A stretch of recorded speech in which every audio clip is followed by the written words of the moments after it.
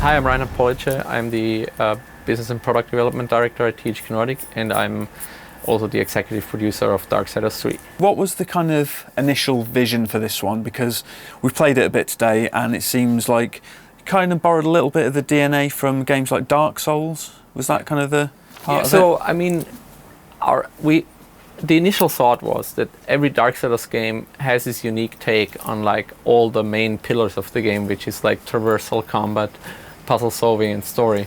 So we also had to find our formula for this one, yeah. And we wanted to set up the combat in a way that it's like the encounters are more meaningful. So you have to be more tactical and actually understand like how they behave and how they react to your attacks. We felt like that's a good take, and to also make it instead of like kind of just a button measure, like more challenging. Obviously, it's just the third horseman or horsewoman of the apocalypse in this case. Can new players kind of jump straight into this one, having not played Wrath of War and Darksiders 2? Yeah, totally. I mean, so this story is set up in a way that the prologue of Darksiders 1 is actually the first thing that players can actually play, because the apocalypse was triggered by, like, war was accused of triggering the apocalypse. So, yeah. And then, like, the Chart Council was just like the body that like governs the four horsemen, sets Fury up with the task to hunt down the 7 deadly sins, which were freed by the apocalypse. Right. Yeah, but story-wise, I mean, there's nothing which directly relates to Darksiders 1 and 2. Are there any of the original Vigil Games guys on this one? Because obviously there's a lot of stuff that's gone on. Sure. So the Darksiders 3 is developed by Gunfire Games. They're based in Austin, Texas. Austin, Texas was also the place where Vigil Games was based on.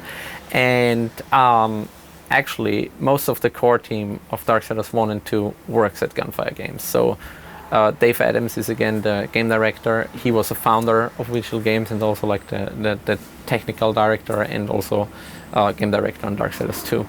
So we've got like the lead artists, the sound guys, a ton of like the level designers, and yeah, also like programmers and stuff. So we have like basically the band together.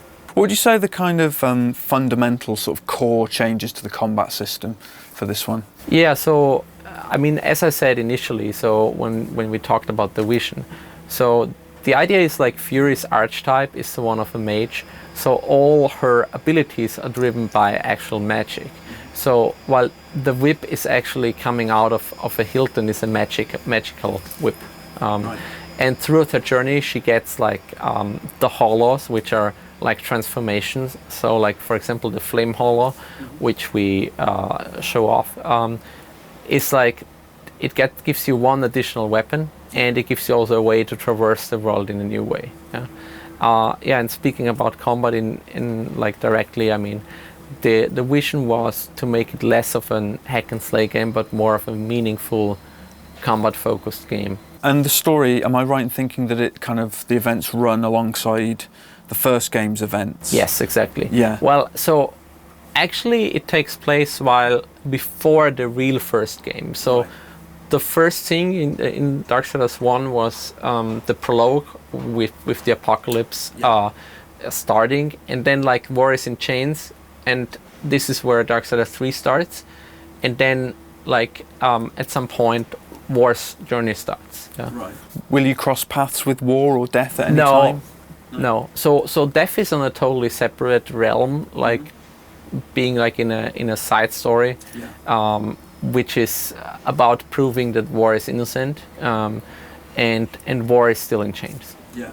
And the next game is going to star Strife, is that right? Can you tell us anything about that character? So we haven't decided actually what the next game will be about. Okay. I mean, the logical way would be to make now, a game about Strife. Mm-hmm. Well, I mean, I think there are many cool ways for a Darksiders game, and with many cool ideas, and yeah, we definitely want to bring something cool to the people, but also for us it's important it's not just a copy of what's already there, but rather a unique take. Do you know why the team opted to name them Fury and Strife rather than traditional famine and pestilence? Was that just not cool? It's not about cool, it's just something that, if you think about it, how would that translate to a game character? So it was a very initial thing, actually, where it was not really about thinking of actual game terms, but just like from a creative vision perspective, what would be cool to play. And it was just quickly determined that like famine and pestilence is just not, there are no cool game take possible. It's just a name, and then you have something different, and it had no connection. So with this one being kind of, you know, a significant time on from the previous two games, do you think some people might be put off thinking maybe it's too difficult? Is there anything you've done to kind of make it more accessible for newcomers? yeah, so I mean, we're still working on tuning the difficulty curve in a way that it's definitely manageable. I mean, it's not meant to be like a very punishing game. I mean, we want it to be challenging, but we want it to be possible for players to figure out. Yeah. So I mean, that's our number one goal. Yeah. I mean, certainly, it could be that if for a few players it's too difficult, but honestly, I don't imagine. I think, I mean, if you're like trying to get along, you'll find a way to have fun with this game, I'm sure. Well, I remember in the first one you couldn't change your difficulty. Once you'd committed to a level, you were stuck with it. Do you know if there's going to be an option in this one to change difficulty if you're part way through? We haven't 100% decided on this, to be honest. Yeah. I hope we will have that. Are you targeting kind of 4K at 60 FPS on X and the Pro, or 4K 30 and 1080 60? Is that going to be the plan? So, I mean, it's a combat-focused game, so the smoother it runs, the better.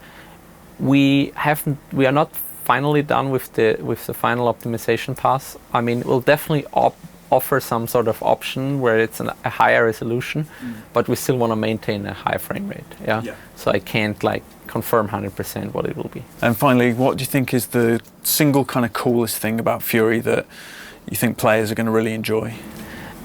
I think there are many. I mean, I really like the 4 forms, yeah, because they're all like, you know, offering new ways and new cool ways. And I think the other cool way about Fury and this game particularly is the way the story, you know, goes on and you know, shows off to the player. I think it's a very personal story to Fury, and I think it's, in the end, it's the most story-heavy Darksiders game with the most meaningful story. That's like not some sort of like background story and have like, but it's all tied to the character you're playing. So I feel like that an actual player will have a deeper connection. Darksiders 3 is coming out on November 27th on PC, Xbox One, and PlayStation 4. Hope you enjoy.